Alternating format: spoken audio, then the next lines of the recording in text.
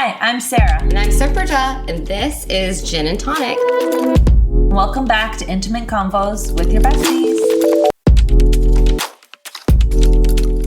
How's it feel for you? I heard that most podcasts die after an episode's done. Oh my god. Wait, we're not a success story yet. No. But it could still be a cheers. It could still be upon us. What did you make us? This is looking very fancy. Campari spritzers. I don't even know what any of those words mean. Couple of ounces of Campari, Uh-huh. tonic water, and a splash of vermouth. Oh. Well, it tastes very fancy. Like you should be selling this outside and have like a stoop bar. Literally, I knew you were coming over and I was scrambling. I was like, oh, I have nothing. Because I forced Sarah to give me alcohol every time she sees me. When I walked in today, Sarah said, I think I feel bad because I've been drinking too much. But now this is making more sense that just seeing me put the pressure on for you. I know, it's because I feel like once the summer comes, everybody's like, let's go out to dinner. And then I have 2 drinks and I've had 4 dinners. And I'm just like, I feel disgusting. Then Should we just fake a pregnancy? Will that help? Like I'll have an out. it'll just ruin my dating life. That doesn't really exist. Sarah was very brave today. Sarah, do you want to tell our listeners? What'd I do? You texted an ex. Well, he's not an ex. Okay, right. We went on like 3 dates. He's not an ex. I haven't had an ex in a long time. Have you heard Nick Vial say don't text your ex? But then He's not an ex, so I'm good. and you have a Supraja who like aggressively made you text. Okay, yeah, explain the situation. Well, okay, I went on a few dates with this person like months ago, but they were such good dates, and then all of a sudden he just disappeared. Another term for that would be ghost. He ghosted away. It's just like my life story right now. Which is so odd because every date I remember he would tell you like, I really enjoyed this, let's please do it again. It was like progressing in a normal fashion. Yeah. Well, then he just like disappeared. And I'm like kind of of the mindset that like, well, It's not for you to convince them to stay, like for what? I think in the past I used to. I feel like that's like, like, I don't know, all my daddy issues. I'll We're prove trying to to you be healthier here. to stay in my life. And now I'm like, no, I don't care anymore. Yeah, it was like me repeating to myself, like, chaos is not positive, fights are not good, fights are not good. Conversations are better. Well, so I think about him intermittently because he really was so lovely. And it's such a bummer. I was like sad for a long time. I was like really sad for a while. I don't know why. I haven't let somebody jerk my feelings around like that for a while. But also he didn't really jerk your feelings around. It was like steady reassurance and then just gone. Yeah. It's like the type of person you would like start looking in obituaries I was or just like like, put what? out like an Amber Yeah, I was like, Alert what happened? for their car. Usually I can tell when I've done something to offend somebody. Yeah. Because usually it's purposeful. Anyways. So then, I've intermittently thought about it. And so then I was telling Supraja, I was like, well, blah, blah, blah. And she's like, why don't we text him? Because it has been months. Like And since Sarah, go ahead. October, November, I think. Yeah. And now it's almost the end of June. And Sarah has dated many other people since then. But like, it'll just always be like, yeah, I really like that guy. And you also say that you felt like he was soul searching. So you kind of gave him a pass a little bit. Yeah, I could tell he was going through this like life thing, but I was like, I'll solve your life thing. Solution. Let me make you whole. You need more love? I'm an anxious person. You're an avoidant. I'm anxious. That was like their first date. Yeah, This we're guy's like that. definitely gonna know what you're talking about him. Well, anyways. Fine, look at our show notes for their text. I'll put up the screenshots.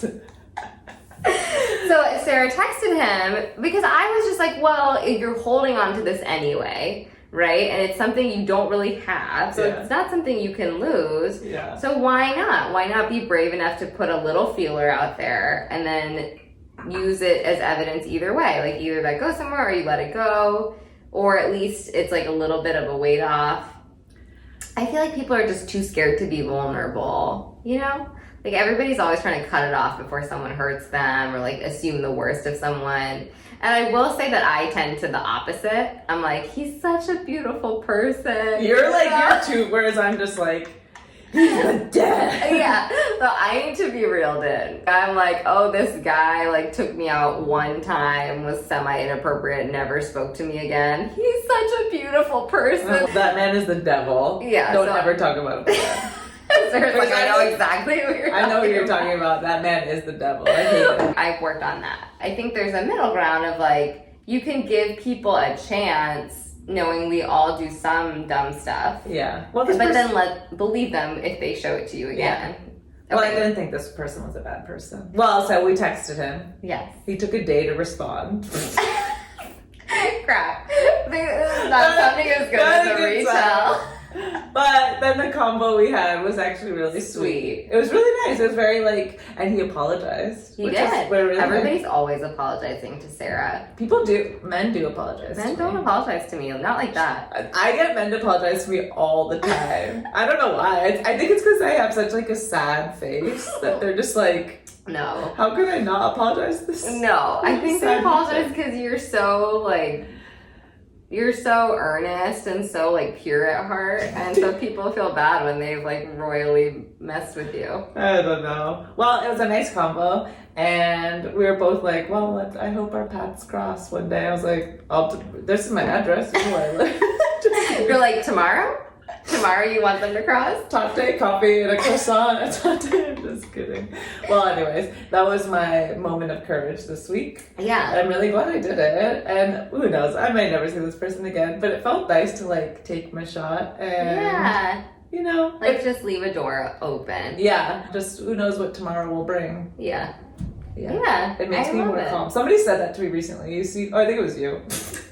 You were like, you seem so like calm lately. You do. I think it's because I keep Yeah. telling myself like, whatever, or like It's gonna I'm be just okay. like, even I was doing this vacuum with the resident and other attending yesterday. Vacuum, for people who don't know. So Sarah was on call at the hospital yesterday, and a vacuum is when a baby is not coming out of the birthing canal but is almost there, and sometimes we can put basically like a suction cup temporarily on the baby's head and help assist pull the baby out.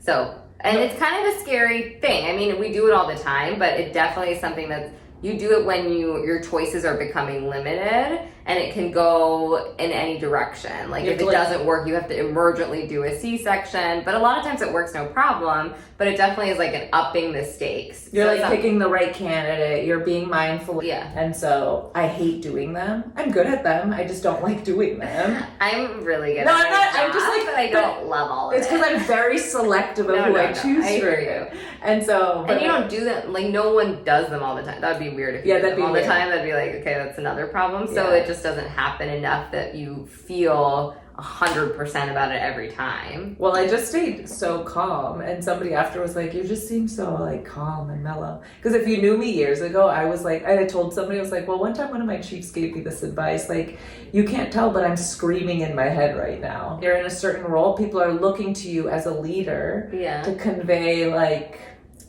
this like sense of like, I got this. We're Yeah. gonna be good." And so I try so hard to be like tranquility for people. Yeah. I'm trying really hard to. I think I'm doing okay. You're doing great. I think I'm doing good. And it also gives me tranquility. It helps me be mindful and resets my thought process, which, you know, it's going to segue into this episode soon. Yeah, that's true. Our meditation episode, sort of. Not exactly. Birthing trends. Birthing trends.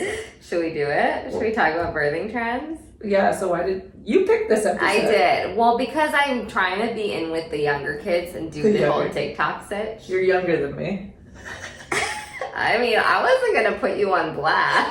If you want to take it, fine. Barely, I'm like a year younger than Sarah. She acts like I'm a toddler or something. Like, but I do appreciate it. I walk in, she gives me food and alcohol. I was like, you want salad? I'm like, yeah, actually. No, yeah, I feel like it's just been around all these videos I've been finding about things like hypnobirths and eating your placenta. All these people in popular culture are doing it. Like, I think Kourtney Kardashian ate her placenta. So I was really interested, and I was also because we don't really learn about that in our education. All these alternative birthing trends. I think because they're not very evidence-based necessarily, and that's not to say that there's anything wrong with them just as a concept, but we just haven't spent that much time studying them. Yeah. So it's not something we're presented in like medical school or our training, which tends to be very evidence-based, like looking at large studies of like thousands and thousands of people, which just hasn't been done about things like hypnobirth, really. I feel like it'll come up when like a patient, so, you know, just to give some context, we deliver at a big tertiary care center in Boston, and, you know, a lot of our patients are medically complicated. They have preeclampsia, gestational diabetes, you know, many medical problems, and we'll get transfers from other hospitals. So it's like I remember in residency, we had midwives for 1 year, and then the hospital, you know, unfortunately sent them to different hospitals. And so I only got to learn from midwives for a few months as an intern, and then that's it. And I don't know what your residency was like. We definitely had midwives who worked with us a lot in the clinics, and then towards the end of my residency, they started taking call with us too, which was awesome. But still, I think a lot of these newer trends, it's just not something we talked about even with our midwives. And the ones we want to talk to you about today are hypnobirthing, Lotus birth, and eating your placenta. Or I learned the new word for this, placentophagia. Placentophagia. Well, this comes up because patients will ask during clinic visits, do you guys have midwives? And first of all, I'm like, no, I'm a doctor. Like, it's very, I feel like when they come to my clinic, I was like, there's no midwife at my clinic.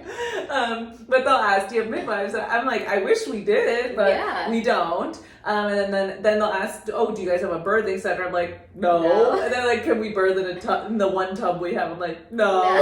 So like, I think that's like why people are searching for this kind of information, because people just want to feel more connected with what's happening to their body in their childbirth. They want it to be less medicalized or like less intervention focused. So I do feel like a lot of these trends have come up because people want to feel more centered in their experience, and to feel like they have more control over their experience, which I totally get. I think it's interesting for us coming from like such a background of like data and science looking into this stuff, because it really affects what people want and what we end up doing, but also is really a totally different way of thinking about childbirth. Super interesting to learn about some of these things, just because they will occasionally come up. I feel like of all these three things, I see hypnobirthing the most. I've only seen one person in my 8 years at BI do a Lotus birth. I feel like people ask me about eating your placenta all the time. But the placentophagia, I get that. I see it a handful of times a year where the patient asks for to take their placenta with them. And so it's kind of fun to actually look it up. Would you know there's this whole thing on TikTok where it's like, do not let them sell your placenta. Don't let them take and sell your placenta. So I was like, who is selling placentas? Like, I'm not aware of that. Well, didn't you just see that whole Harvard scandal? Were they selling placentas? Well, the cadavers. Oh, they were? Seriously? Yeah, you didn't read about it? No. We got a newsletter about it. It was in the news. What happened? Well, let's talk about it. Wait, no, you have to explain. Essentially, they were selling, inappropriately, they were collecting like parts from the bodies in the morgue and selling them. This is recently? Yes, recently. Who were they selling them to? Like people who were not using it for medical purposes. Oh my god, that's terrifying. Yeah. Well, this is why there's so much distrust, and there's like a whole history. Oh, of 100%. that, especially underrepresented, disadvantaged communities their bodies being taken advantage for like science and other purposes. So I get where it comes from. But yeah, it was interesting to talk about. So like hypnobirthing, I guess, to start. Yes. Which I will also say that I feel like I have a dual personality. I'm a Gemini. But part of my dual personality is like, part of me is like, oh, science, medicine, etc. But then if I have a headache, like I will not take medication for it. Like I'm so I've confessed this before. I have not been to a PCP since my pediatrician. Like I'm terrible. So I'm totally someone who would come in and be like, let me do a hypnobirth. But my profession also makes it so I know a little bit more. Yeah. But okay, hypnobirthing, Sarah.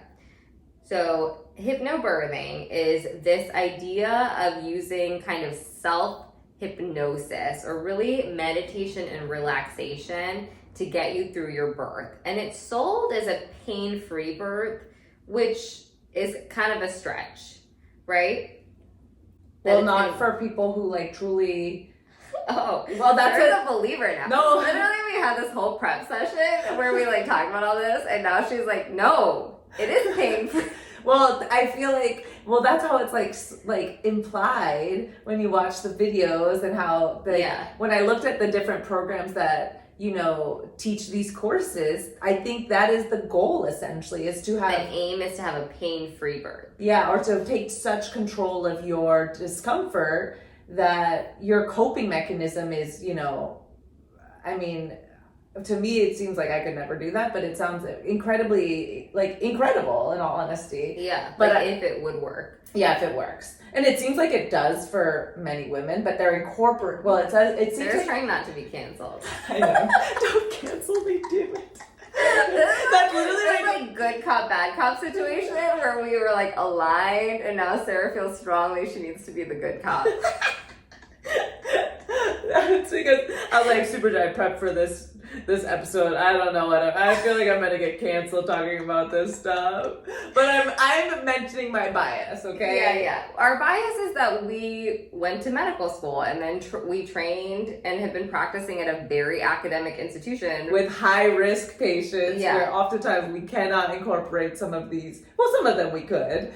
But it just doesn't always make sense. But I think that's why I like reading about stuff like this, because it does challenge you a little bit. Yes. And it makes you think like these things often are not harmful, and maybe for the right person it's helpful. Yeah. But okay, so hypnobirth, from what I gathered, there's some components of it. One is really relaxation and calming techniques where people talk about breathing. So like box breathing, for example, where you breathe in for 4, hold for 8, and then breathe out for 8, or some combination of that, where you're breathing in, holding, breathing out. Really the same concepts I feel like you learn in any meditative practice, or even just like anxiety techniques to calm yourself. So that's part of it. And then visualizing something that you don't associate with pain. So I think a lot of videos have been talking about like flowers. Like you imagine a contraction like a flower, but I see Sarah's coming out. She's making a face at me. No, well, okay, one of the examples I heard a woman explain was like, I just kept imagining that this contraction is going to result in me being one step closer to delivering my baby, holding my baby, meeting. So it's like reframing your thought process. So, and which is the part of it that I really did appreciate. It's mindfulness. It's giving it a new perspective to something where you are in control.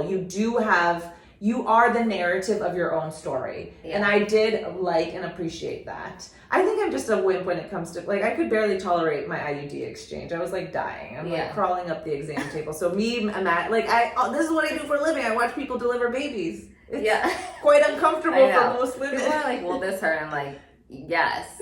So the mindfulness, trying to associate with something that's not just pain, which is just a coping strategy, which I agree is beautiful. Like the other example I thought people giving affirmations, and one of the ways one of the women described her contractions was, not, I have 10 more contractions in this next hour, but rather I have one contraction to go through, and this will get me closer to the delivery of my baby. And so I think of and that's how I try to approach life. I just need to do these tasks today versus, oh my gosh, I have so much coming up this week, and then I have next, that's just not a mindful setting to enjoy your life or have a positive connection with what you're going through. So a lot of it I feel like is putting out positive affirmations, reframing the perspective, and then using these pressure point techniques, holding on to combs, breathing techniques to really get through what has traditionally been a very uncomfortable, process for most women. So that's the third part, is the redirection of pain. And people will use things like massage or combs. So that's the 3, like relaxation techniques, breathing, and visualizing something other than pain, like the flower, and then the redirection of pain. So there actually have been some studies that look at this and see if it's effective in what you're hoping to accomplish. You read a Cochrane review. I think the unfortunate thing about most of these trends is they are so poorly studied. And so it's not to say that these things don't work. It's just there's very little literature about it.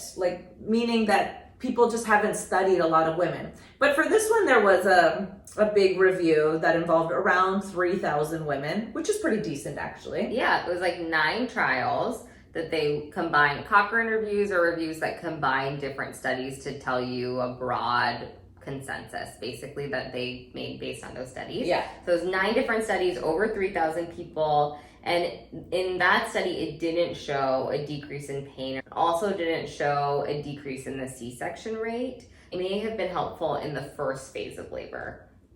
Yes. These women who did implement these birthing techniques were less likely to use medications for pain control. Like nitrous, which is the laughing gas, or narcotics, but they were just as likely to get epidurals. So it didn't prevent that either. Yeah. But I mean, I think all of that is to still say, which hopefully we've summarized, we're fighting through our feelings about this too. You're getting a fully formed opinion.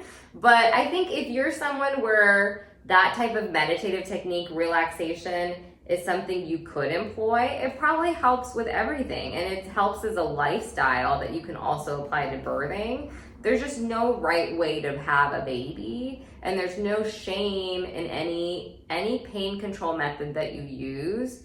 And know that most people, like, you're not able to just train your mind not to feel pain in an extremely painful situation. So that's just an unrealistic expectation to have for yourself. There's no shame in that either.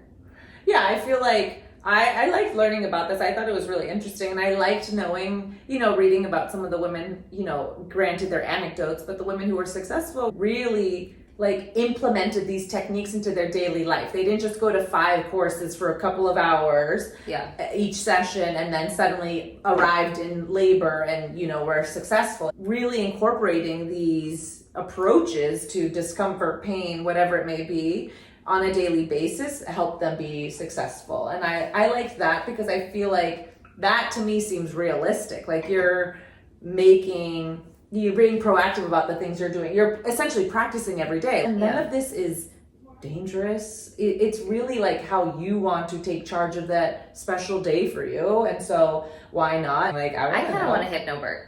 I feel like I'll make it to 2 centimeters and then I'll be like...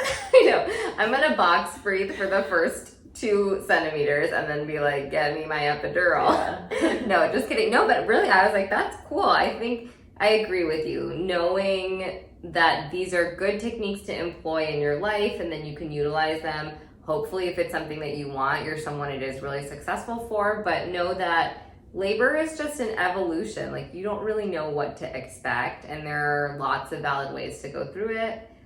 It's all beautiful, Yeah. And have a support team there, if you feel like that'll help you be more successful, whether that be a doula or a partner who's participated in these sessions with you.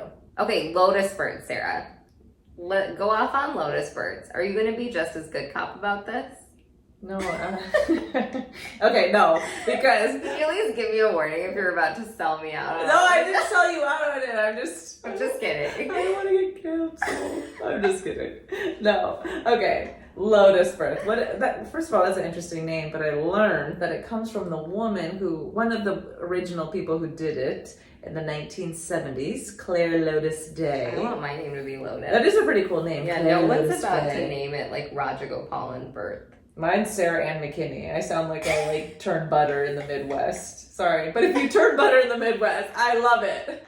Lotus birth. A lotus birth is essentially, usually after you have a baby, they cut the umbilical cord of the baby and the baby remains with a little 3 to 4 centimeter stump that eventually falls off after a week or so.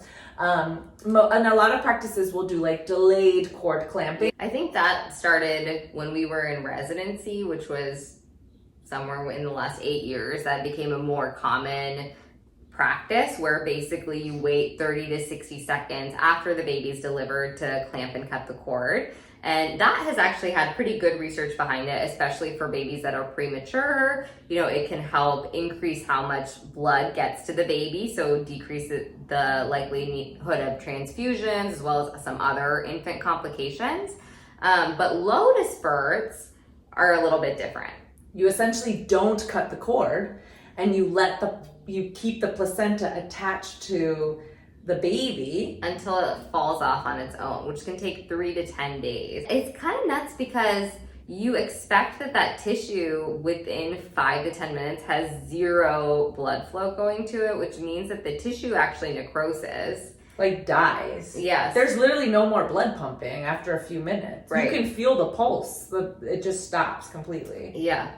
And obviously still this is a personal decision because it's your body grew a placenta, grew a baby. It's what you want to do with it. But there was a lot more convincing evidence that there are potential harms to having a Lotus birth. Yeah. And the main thing being that if you're carrying around a bunch of tissue that now is necrosed attached to your child, it just becomes a nidus for infection. And that's the thing that you get scared the most about, that tissue can get infected and then the umbilical stump can get infected, and that actually can be pretty dangerous for the infant.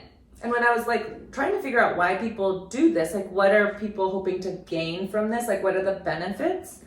I really couldn't find a lot of stuff in all honesty. You know, it sounds like this woman who originally did it in the 70s did it because she watched an animal do it. She saw a chimpanzee do it. Oh, I swear, that's what it said. When I looked up did a literature review, you know, and when I say literature review, I'm essentially saying I'm looking through all the I'm looking through a database that hosts journals to see who has studied this and what have the studies demonstrated. Mm-hmm. And there have literally been less than a handful of studies in the last ever talk about this. Yeah, and so I was like, really, this was the most limited of all the things that were mentioned. Well, actually, hypnobirthing was quite limited as well.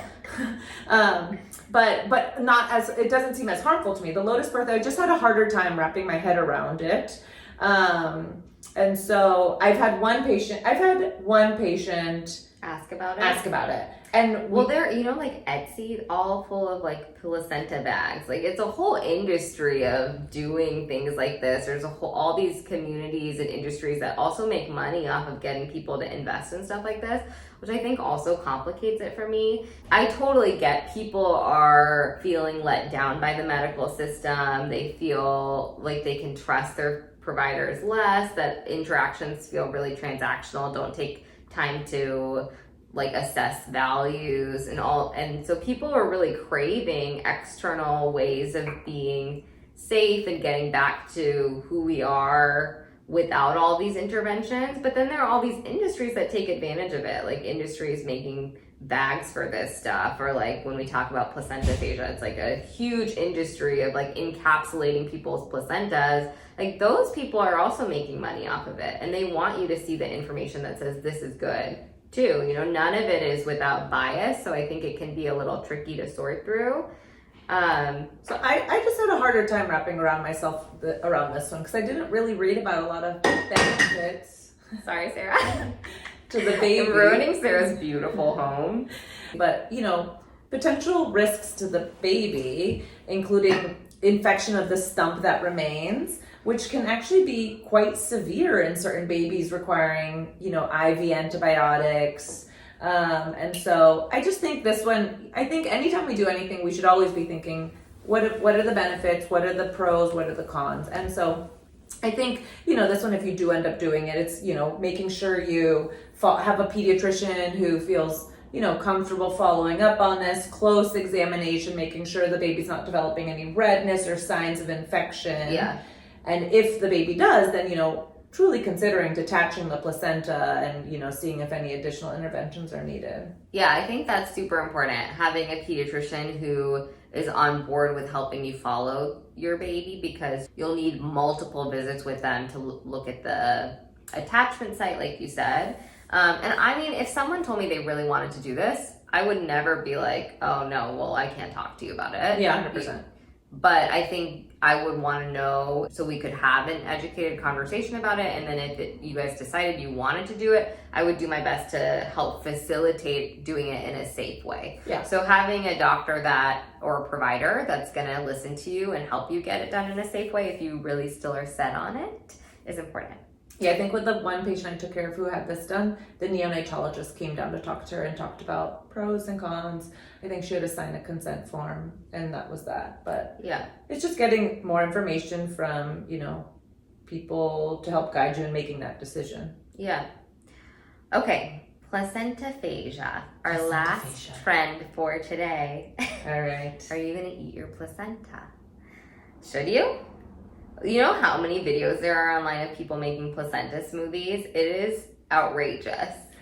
Like, it's insane. If you want to spend a lot of hours on scrolling social media and then not knowing what to make of what you just saw, like, should it be in a film? Should it be classified health or horror?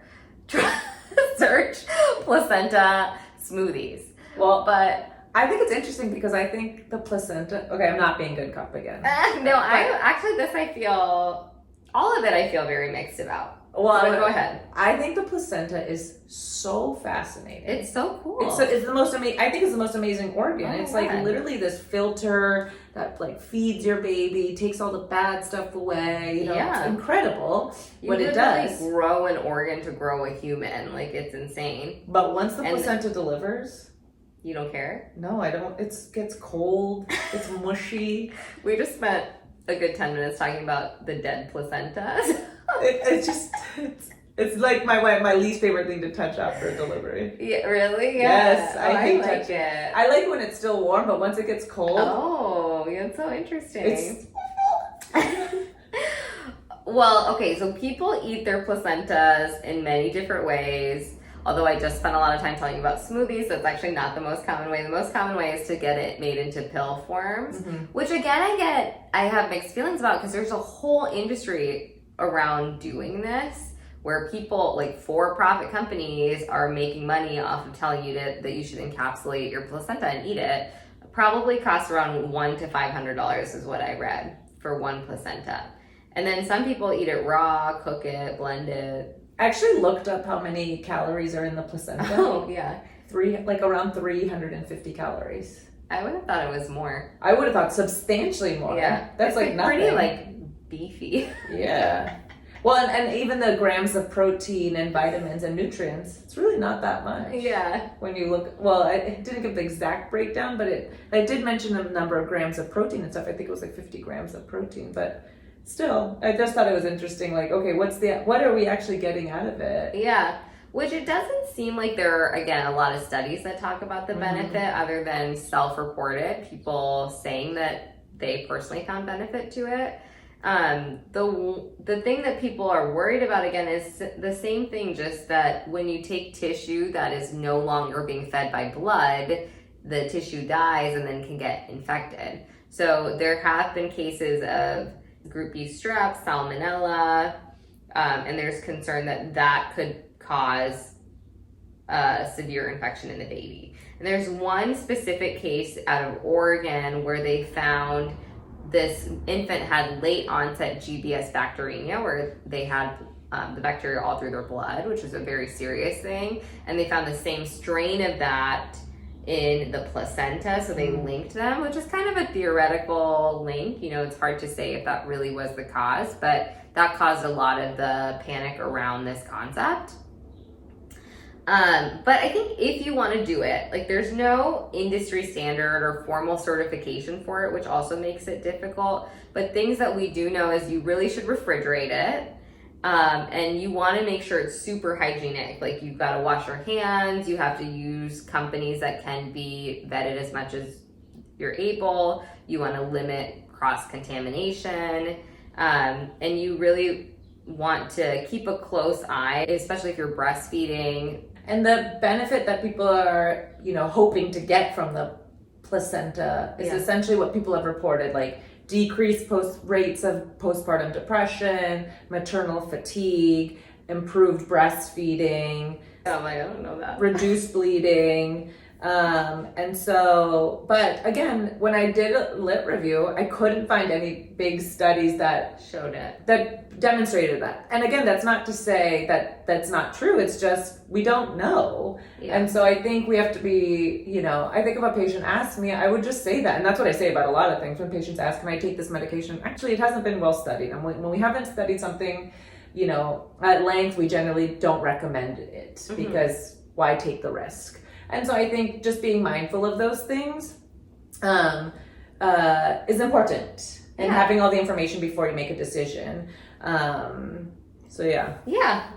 Well, I really loved learning about this stuff and thinking about it more because I really feel like it all comes from this place of just people wanting to have more control of their bodies and wanting to feel like less interventions are pushed on them, and people feeling misunderstood by the medical system kind of drives a lot of that. So I really love learning about it and just having more ability to talk about it with people and ability to take some of those tenets into our practice was cool. Yeah, I feel like... Even if I didn't sound like I liked any of this, I actually thought it was cool, yeah. But I feel like now I'll be better equipped at answering questions or when things come up. Because I think that the thing that I've been really better at asking people, like, what are your plans for pain control? Yeah. What were your goals for the delivery? Or do you have a birthing plan that you want us to review together? Or even after the delivery, I've started asking, like, what was your delivery like? Yeah. I wanted to hear your perspective. And people have so much trauma around their delivery that's just not acknowledged at all. Like, it is a crazy thing that happens where you grow a child and then it comes out of you and then you're just sent out in the world like you're supposed to know what to do.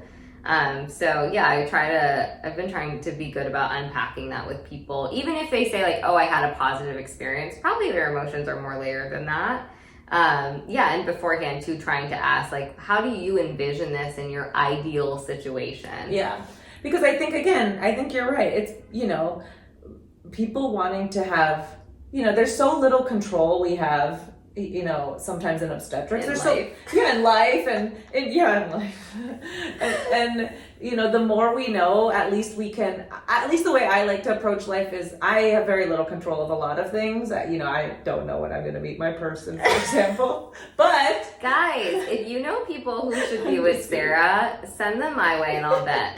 Yeah, actually, one of the attendings we work with was like, well, are you up for being set up? And I was like, ask me. I was like, I am. Supraja. This is my type. And you need to send a photo to Supraja. Seriously. I literally said that. You did good. Because I've said... No, because people have shown me before and I've been like, no. Yeah. And I finally have been better about showing me a photo. I know Sarah would go on all these blind dates and not ask to see a photo, which I'm not trying to be shallow. Like, I think lots of people are handsome in their own ways, but everybody has a type. Like, you can tell if you're going to be attracted to someone or not. Yeah. At least you can tell if they're in the realm of person you would be attracted to. So, like, who sets someone up but doesn't show them a photo? Like, that's crazy. Yeah. In the past, when my friends have set me up, Sarah, they literally send me paragraphs and multiple photos. No, I didn't get any photos. And then I said yes, and then I Google stalked, and I was like, oh, well... Maybe they have a beautiful personality. Yeah. No, but it's no shade. But yeah, everybody has a type, and that's not wrong either. Or at least for a blind date. Like, it's different if you meet someone and you vibe with them, you have things in common, then like the attraction can grow. But if this is just some random person, like, you want to know that there's going to be some baseline attraction, right? Well, going back to... We digressed. Anyway. But essentially, I feel like I love approaching life in a way where, like, I have as much information as, as possible, and I can plan and, make the best of a situation that I might ultimately not have control over. But I feel like, that's what we both want for our patients, and I think that's what people want for themselves. They want...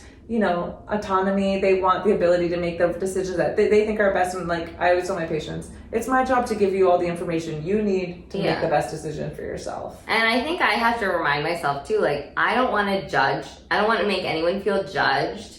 I want to provide the knowledge that I've spent my whole career cultivating, but then recognize that people make their own decisions, that they get information from other places. They have to do something they're going to feel comfortable with and live with, that they made that decision. Yeah. So respecting that, and if it's within my ability to facilitate their choices or make that be as safe as it can be, then I'm there to do that.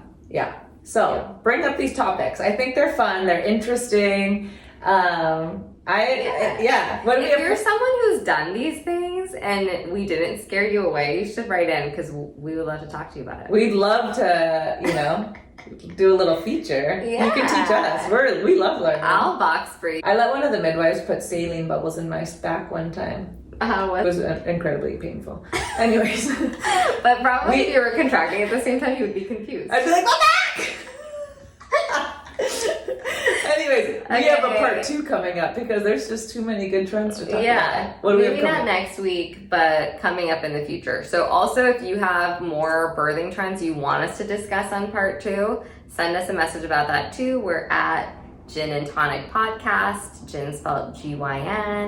You can find us anywhere. Tell them what the birthing trends are coming up. Okay, ones we were considering talking about: water birth, like in a tub, vaginal seeding, cord banking, home birth. I was too scared to say that one. Are we gonna do it? You can hear, not biased. I don't want to say biased. You can hear, we're gonna educate ourselves, open our minds before we talk about it. So get ready. And again, if you've done it, let us know. Well, anyways, have a beautiful night. Bye. Bye. Did you like that? Then like and subscribe. Please.